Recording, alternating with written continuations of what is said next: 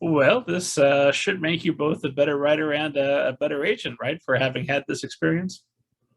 I think it really has made me a better agent. I think it's really made me a better agent. I think it's made me the entire process from writing it, finding an agent of my own because you can't represent your own work, um, being on submission, um, going through the whole process of editing and waiting and all of that.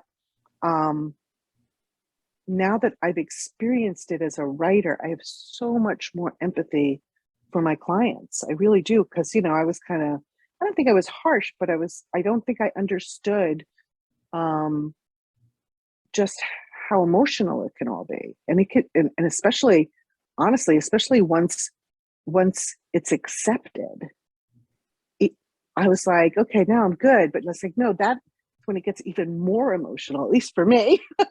It was just, every step of it was just, it was a lot, and granted, a lot of things were happening in my life and there was a pandemic and, so like I think everyone's nerves were kind of have been, turned up a bit, but, um, strangely, so like I had written the whole book and, a book about someone who loses someone dear to them and is grieving. And, the day before uh, my agent got the offer for the book, my mom died. So, so I had to go back, and do all of the revisions and all of the work on the book, actually grieving. Um, so that was a lot. It was a lot.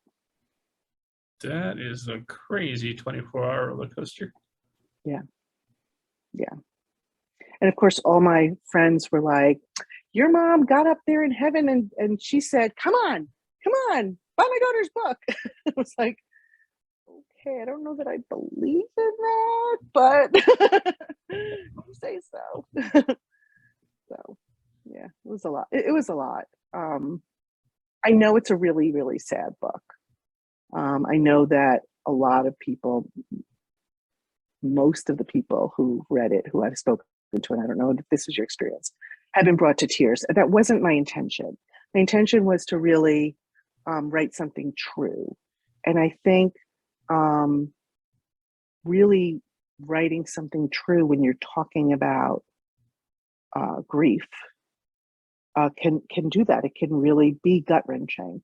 But I hope that the takeaway that people aren't just left with sadness. I hope that people are left um, with seeing how you can make it through an experience like this. Everyone's going to lose someone in our lives. We're all going to lose someone. People die, right? And I hope that my book can help a kid or an adult, whoever who is reading it, see that you can get through it, and there are things you can do. You can reach out to other people. You can do things that you didn't think you would ever do. That's really my hope. Is I hope I want it to make a difference for people. So yeah. You want to help people who are maybe also grieving or who are yet to Yeah, grieve but preparing ahead yeah, of time. yeah. Or even, yeah, because I mean, like I said, well, first of all, the pandemic, right? So a, a lot of people have died, right? So everyone is potentially could be going through that.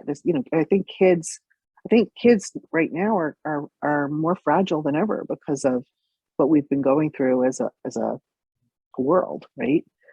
So, and I think that also, even if you haven't lost someone yourself, I think what books do is they create empathy, right? So if someone's reading my book and maybe they didn't experience a loss themselves, but there are other people around them who have, and then that gives them tools. Empathy is a tool for like connecting with people. So that's really kind of. I mean, I don't think I like sat down and said I'm going to write a book about grief and this is what I want people to get out of it. But now when I think about it, that is what I want people to get out of it. I want people to be like inspired, to be able to deal with hard things and make connections and know that, there are people out there who will be there for them, and they might not know them yet. You might not even know the people who are going to be there for them. So